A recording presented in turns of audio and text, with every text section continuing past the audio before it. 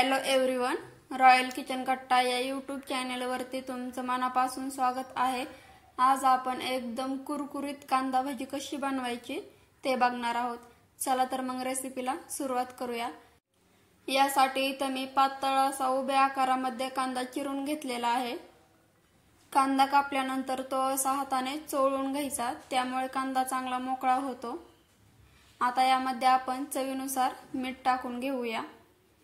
इथं मी कांदा लसूण मसाला घेतलेला आहे, तुम्ही याऐवजी मिरची पावडर जरी घेतली तरीही चालेल। आता यामध्ये आपण अगदी थोडीशी टाकून घेऊया हळद आणि याला मिक्स करून घ्यायचं आहे।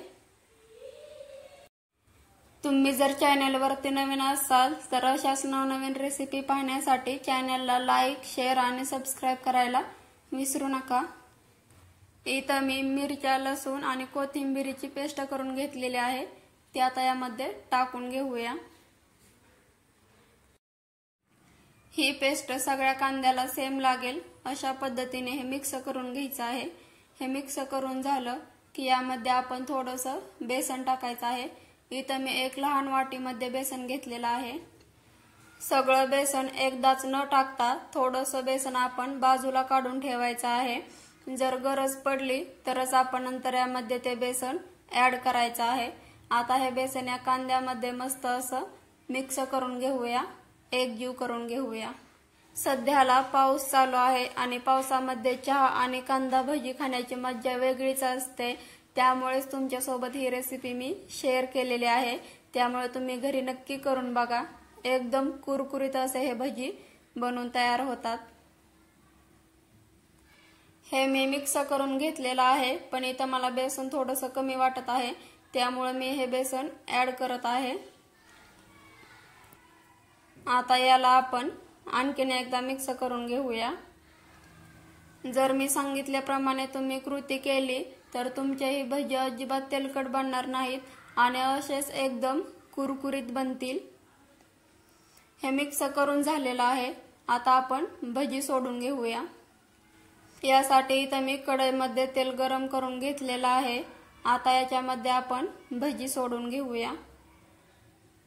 इथं आपण एकदम गोल आकारामध्ये भजी अजिबात सोडायचे नाहीत। जर तुम्हाला जास्त कुरकुरीत भजी हवे असतील तर तुम्ही त्याला कसाही आकार दिला तरीही चालेल, एकदम गोल आकारामध्ये सोडून घ्यावं असं काही नाही। इथं मी सगळे भजी सोडून घेतलेले आहेत। 2-3 मिनिट झाले की याला आपण परतून घ्यायचं आहे। भजी फ्राय करत असताना आपल्याला गॅसची फ्लेम ही मीडियम ठेवायची आहे।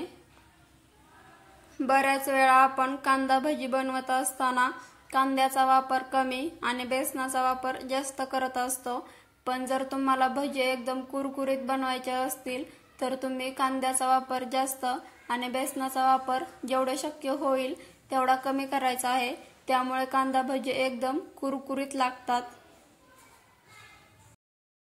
हे कांदा भजी फ्राय होण्यासाठी जास्त वेळ लागत नाही।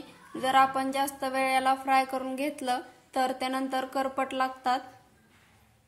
फक्त 4 ते 5 मिनिटांमध्ये हे भजी फ्राय होतात।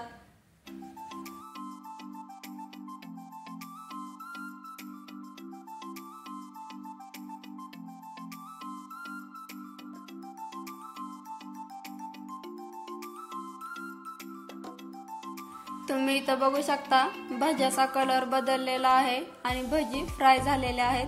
आता यांना आपण काढून घेऊया आणि बाकीचेही भजी याच पद्धतीने फ्राय करून घेऊया।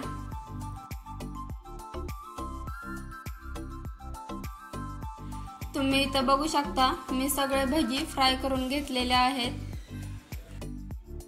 इथं मी तुम्हाला एक भजी खाऊन दाखवते।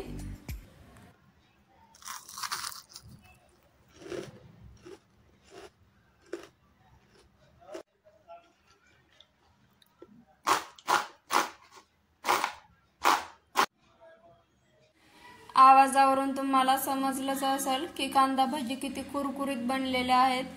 तर कुरकुरीत कांदा भजी बनवण्याची माझी ही पद्धत तुम्हाला कशी वाटली ती कमेंट मध्ये नक्की सांगा। तुम्ही ही घरी नक्की बनवा।